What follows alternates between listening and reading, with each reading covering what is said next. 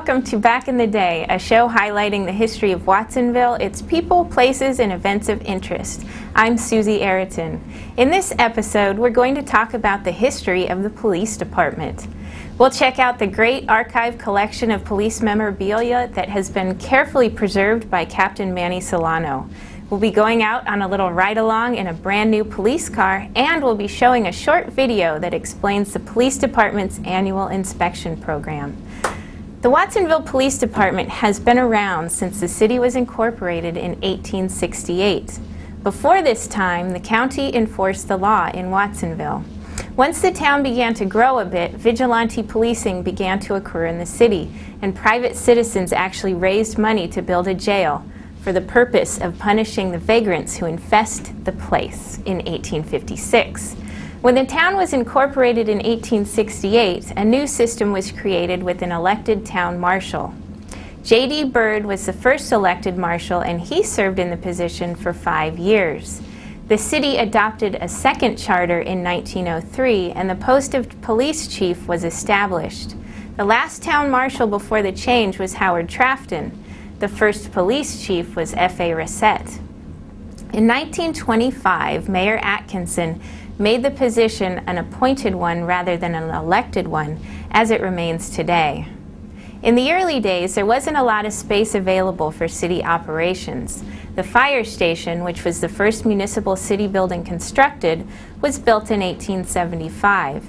It was a two-story building located roughly in the space that is now the City Hall parking lot. The building was designed by Thomas Beck, one of Watsonville's early architects.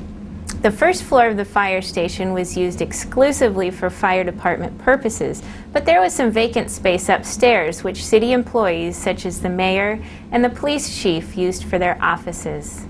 Until 1923, there was no dedicated City Hall building aside from the upstairs of the fire department. The city continued to grow and expand, and this included city services.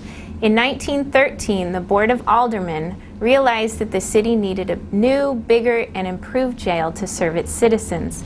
There was much discussion whether they should build a new jail on the existing fire department property, which was getting very cramped, or if they should move it to the property on Rodriguez Street, which was shared with the city's auditorium.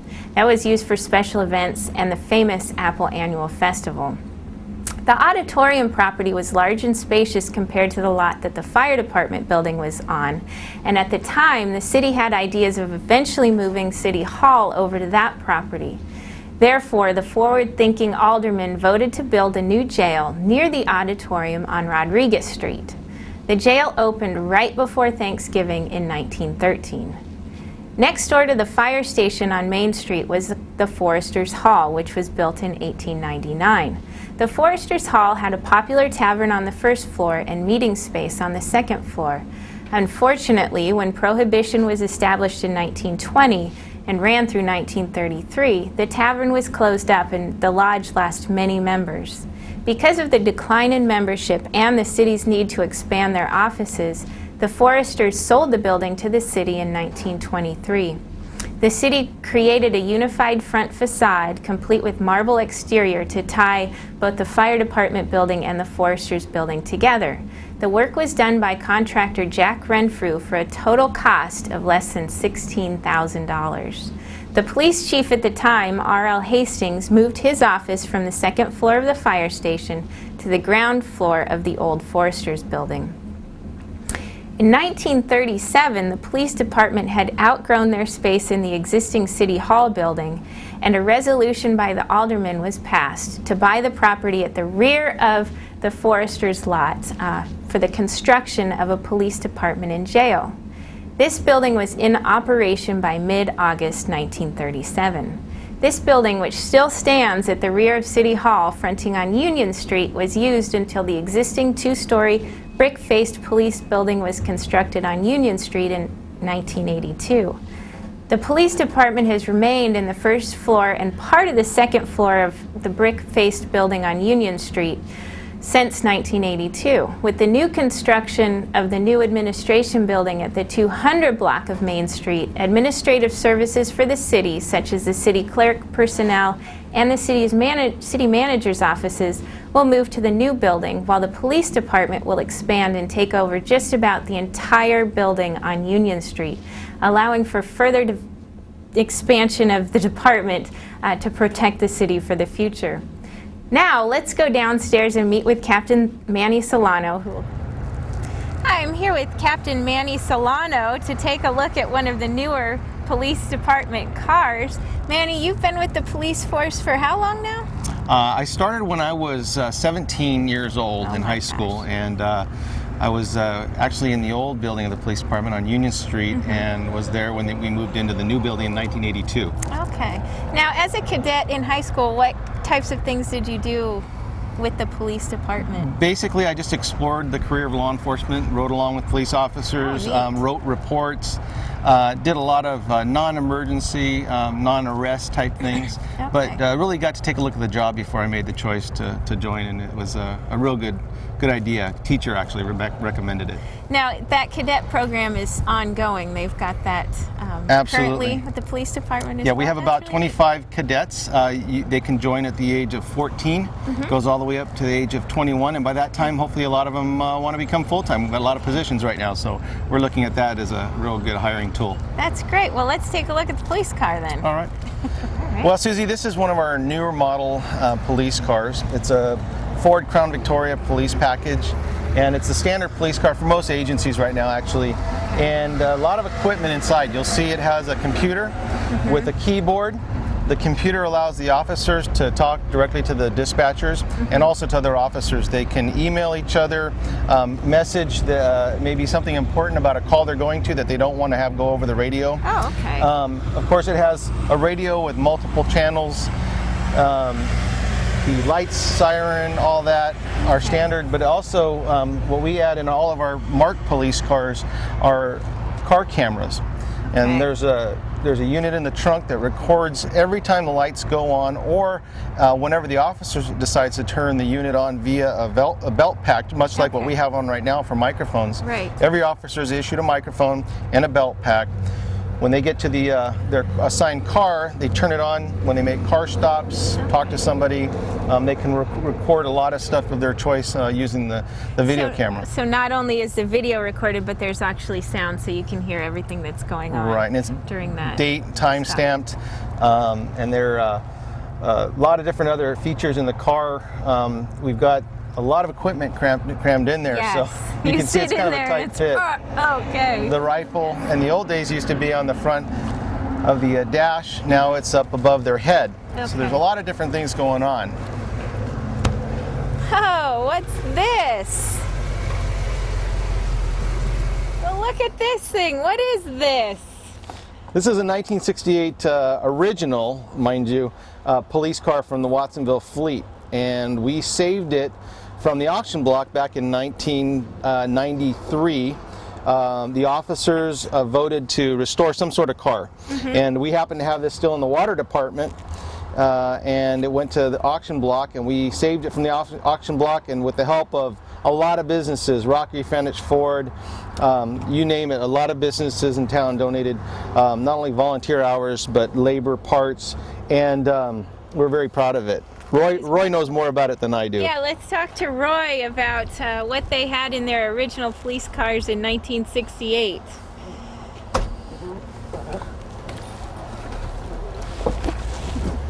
Well, I put on a little weight since I left the department, so it's harder for me to get out of the car. But no, actually in 1968, this was a vintage year. I mean, anytime we got new cars, we were very proud of, and I think in 1968 we probably had about 2, maybe 3 of the Fords. Okay. And they were fast. They were nice and fast automobiles. But compared to today's Fords, they're marshmallows. Oh, wow. Compared to the new Fords. But they served their purpose during that period of time. Exactly. This is fairly well. It's almost exactly the way it was, except in the we had the wire here. Okay. And then across the windows, the bars to keep the prisoners intact, so they wouldn't take a powder on us. Up until that time, we weren't quite as modern as they are today, and we don't have. Some of the prisoners would break the windows and try to crawl out, or try to jump over the front seat and start the cars and take off with them. Right. But no, this is it. These were the premier automobiles at the time. Now, can you show me the computer that this car has? Oh, the computers? My God, you speak of computers, you know. Our computers where we yell out the window, you know. Now today you have all this new electronic equipment in your cars, and to get we're going down the street in one of these here and we see a license plate we want checked on. We'd call in the office and the girls would get on the computer and they'd run out of tape and they'd put it into the machine, send it to Sacramento. Maybe we'd get it back in 15, 20 minutes or something like that. By the time we'd chase the car all over maybe out of the county into Monterey by that time. Now, one of the unique things about this car, Suzi, is that it was actually Chief Cunningham's car. Cunningham's, huh? And Chief Cunningham had it, and he decided to have it dark blue and not black and white. So the only difference between this and the cars back then, they did have actually this paint scheme, but we opted to take his car and restore it. And I think you have pictures of before and after, and you could see how much labor went into it, which is why we're so appreciative of the people that helped. It really is a beautiful car. I think you have one picture. You have all the Fords lined up right in front of the old police station. Okay. All lined up there, and that was the day we got the Ford. We got these from Marty Franich, and they were just a premier automobile at the time. Compared to what we showed you in the other car, pretty much this doesn't even have a clock in it, but it does have a radio, which made it functional. Even today, it has the original Watsonville Police Department channel, so you can actually go out and patrol this car. It has a rifle, one channel, a rifle, lights, siren. It's a full functioning police car. Of course, we use it for school demonstrations. We take it out. Kids love to see it. Car enthusiasts at car shows love it. And of course, we take it out at all of our parades. That's great. Okay. Well, thank you. I guess we can take a shot of the inside as well before we go, you guys. Thank you for showing us both the old 1968 police car and the modern police car. And the old policeman and the new policeman. That's right. Thank you. Thanks. Hi, I'm here with Roy Ingersoll, who is a lifelong resident of Watsonville. Born and raised, went to Watsonville High School, and served on the police department from 1951 to 1983, and then served on the city council for 4 years. Roy, I just wanted to talk to you about what life was like on the police force when you were there, and we've got some memorabilia here to go over as well. So can you think of any memorable things that happened, some big events while you were working? There was many memorable events in Watsonville. When I came on, we had a department, very, very small. We could all fit on the front steps of the police department with space to spare. I think we had around 15 patrolmen, and we were lucky to get at least probably three patrolmen working in the evening time anytime between 5 o'clock in the evening and 8 o'clock in the morning. We might have at least 2 patrol cars running at a given time. Okay. And you had your beat officer, worked from 7 o'clock until 3 o'clock in the morning. And he was an Irishman, a big Irishman, a cowboy, Pat Rooney. And he walked the lower Main Street beat. And that was, you might say, that was just as south of the Pecos. And no, we had a lot of memorable events. We had strikes, which were notorious at that time. We had our floods in '55. Yes, which was we have bad. pictures of that. And then we had fires on the west side of town. Packing shed catch fire, and all of the embers blew across over on the Union Street, clear down into where lower Union Street. They caught fire. Buildings on Main Street caught fire, and it was all controlled. Oh, everybody did their part. Yeah. Policemen were turned into firemen. Firemen were turned into policemen. But we all worked in unison. That's good. And homicides. You had your occasional homicide, but not the frequency you had after from mid-1970s up until the present time. Oh, wow. Being juvenile officer for about 18 years, most of the kids I worked with, either they made it all the way into college and professional people. Some were attorneys, some doctors, some pharmacists, teachers, and others became permanent members of the penal institutions of the state of California, and some are still in there.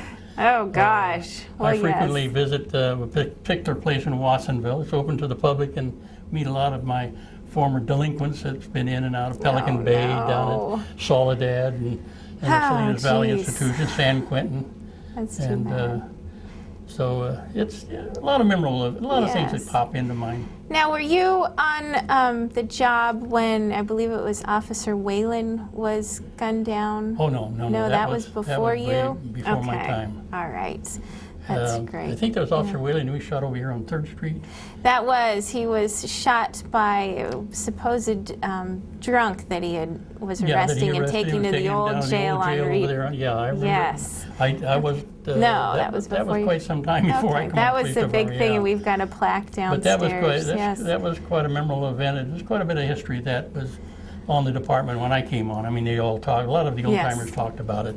Right, and his hat and I believe badge and then a plaque are downstairs in the museum.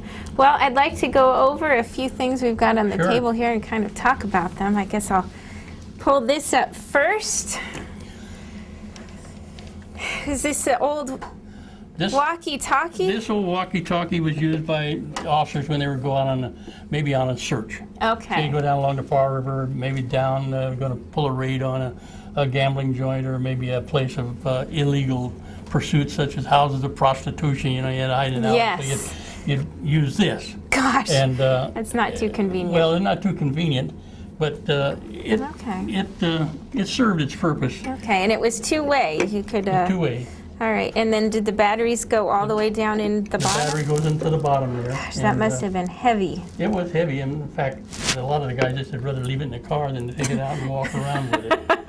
That's right. Or if they had to run after somebody, they had to lay it down and run after them, and then if they could remember where it was at. Yeah, this compared with today's, it just today's goes type, in your pocket. This is heavy compared to the ones we had before. We had the little two-way radios. Oh, yeah. Okay. And we'd check them out in the evenings and go with us on patrol. And if we had to go on a call, go into a house, we always had some backup with us. Okay, yeah, definitely would want this. But before those, the only thing we had was just a one-way communication. So you could... And we only had one of those, and the beat officer used that. These came on later. These came on in about I think around 1970, in the 70s. So are the one-way ones, would you be able to hear things, or would you only be able to talk? You transmitted only, and you had to depend upon the red light stretched across Main Street. Okay. And the office would hear you, and they'd blink it on and let you know the message was received. Oh, wow. And if that light didn't go on, you knew you were in a bad spot. You better come out in the open and transmit again so you could hear that, see that light. So that's what that red light was for. And then all down Main Street, all your bars had little single lights out front, little white lights. Right. Well, thus was in case for the beat officer, well, for the patrolman too. Some of the bartenders were too lazy to get the phone up, or they didn't want the rowdies to know that they were calling the police department, so they had a little switch they'd turn on the light, and the light would go on outside the bar. So the beat officer would go inside, or the patrolman would see the light, he'd go inside and see what the problem was. So there were safeguards all along the way, but bartenders were pretty smart to say, hey, I don't want them to know I'm calling because I'm going to get cold cocked with a bottle.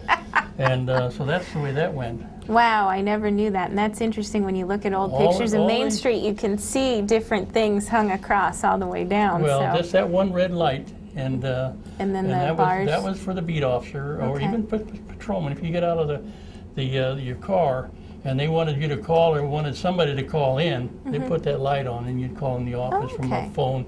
Oftentimes we'd use a cab phone on Main Street because there was you couldn't really go into a bar and use a phone, but you'd use a taxi cab phone. Oh, okay. And they were out on near each cab stand, so you'd call into the cab stand, and the cab stand would relay your message to the police department. Oh my gosh. So you had to have all great. means of communication. That is except carrier really pigeons, and we didn't have those. That's really interesting, something I never knew. Now, we've got this opium pipe. This is an opium pipe. And the actual bowl that used to go on it. And this one on the top. And it actually, the little stem connection to this is not present, but it's sealed on the top, or should be sealed. It's sealed here. And this is a classic. Yes, it's actually. And this was taken out of one of the little back rooms here in Watsonville. This was taken out, I think, about 1952. Okay, that late. And This was taken out of one of the back rooms, and the opium, I won't say which ethnic it was, but they'd be down there, and they'd lay on their little cots in there, and they'd stoke up on their opium pipe and go into happy land and really enjoy themselves. And this was the inn that they puffed from. Oh, really? Okay. Down, I would have this had is all it sealed. totally And this wrong. here is ivory at both ends. It really is So it's not, beautiful. this is not a cheap device on the. No, it I think even it's has right some now, carving on probably it. on eBay, you'd put something like this on eBay and you'd draw around $3,000. Wow. So, Okay. It is gorgeous. It's a great, well, it's part of something, the it's something collection. every young lady should have on her wall. definitely. You know. Oops, sorry. Honey, if you're listening. Okay. Now what we also have here is, I believe, something that came in after you retired, but I think you know what this is. Well, yeah, I've seen these, and the closest thing we had to a taser was what they call an old bull prod. Oh. And it's about as long as, it's about the size of a baton, loaded with batteries, and it has two little prongs on the end. And cowboys use them in the rodeos, or they Oh, use okay. them in It's just stock. like a cattle prod. Throttle prod, and those were used. We were accused of using them because we had a couple, 3 cowboys on the department at the time, and somebody said we stuck them in behind with something that stung, but well, that's not true. We wouldn't do a thing like that. Oh, that's funny. And then, let's see, we've got a great FBI wanted poster for Patty Hurst. Oh yeah. You were on the job I was at in the this police time. department when all this came about, and Patty Hurst was believed to have been down in this area, and one of her good friends used to visit down in this Oh, area. okay. So, no, this is Emily Harris and her husband Will Taylor Harris, and the director of the bureau, the FBI agent in charge, Bates. Yeah, he used to come down to Watsonville frequently. He'd come Really? down with other agents. Oh, wow. This is Now great. this was quite a time here with Patty Hurst. Yeah. that was Everybody was exciting. looking for Patty Hurst. Wow. Every blonde that come through town was stopped. Quite a piece of history. And then we've also got these badges set up over here. Well, we changed badges like we changed socks. You come from one from the other. The only one Yeah. you're missing there is the one that I showed earlier, the Yeah. one blue in there. There is one missing, Okay. and it was a badge. It was on a white field or black field, a white trim with a white bear. Oh, okay. What And years do you? that was a offhand know? type of, that was about 1951. Okay. And then somebody Right when said, you hey, we had to get in vogue, and this one I think was the one that came up next. Oh, okay. But because it showed up, most of the uniforms that we wore at the time were Eisenhower jackets, military, that were dyed blue or dark, almost black. Our pants were old OD Army pants with dyed black. Okay. And the shirts likewise, And at nighttime, a wool Army shirt, there's nothing worse than that because they itch. and you get those on. And then finally, the city was so gracious, they allowed us a clothing allowance, Oh, that's always and nice. I think it was yes. $20 a month, and it allowed us to buy shirts and pants, and we really got, we came into real fashion.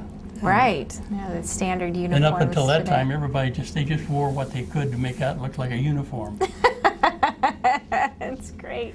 I wanted to also talk about what you brought today for our interview, the Marshal's badge. Oh, yes.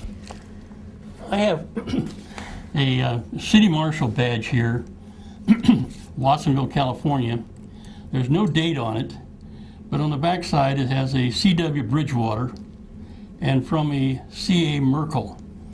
Well, I never knew of a city marshal by the name of Bridgewater, so I went down to the Par Valley Historical Society, went through their archives, and came up with the name of C.W. Bridgewater. Ah, And lo and behold, on the picture, the photograph, is the badge, he's actually the wearing city a marshal badge.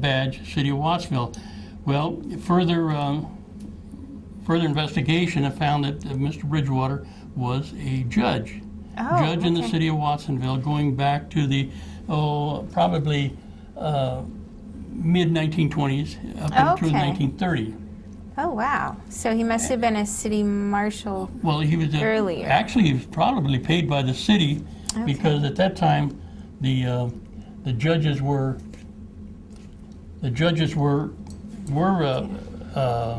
employed by the city. We had Judge Chandler and Judge Wilson, and then we had the Justice of the Peace, which were out of the county. Okay. But our judges were Judge Chandler and Judge Wilson, and that was in the 50s in Watsonville. In Watsonville, and they took care of all of the arrested people in Watsonville, and we'd take them before the judges. Rather than in Santa Cruz. Yeah, we had a Justice of the Peace up in the Letnings building. That's where the court was up there. And I think gosh. Judge, forget what his name was, but later he became judge of the municipal court, and then went on up in the Superior Court. Oh, wow. That's great. Well, Roy, thank you for talking with us today. I'd like to talk further about all your experiences with the police department, because I know you've got a wealth of knowledge about its history. Well, we can get down to the nitty-gritty of it sometime. Maybe later. All the secrets of the city. That's great. Well, thank you for talking with us today. Okay. Thank you for joining us in our little ride through police department history. If you'd like to schedule a tour of the museum in the police department, please call Sylvia at 768-3328. I'll see you next time for another episode of Back in the Day. From Watsonville, I'm Suzi Merriman.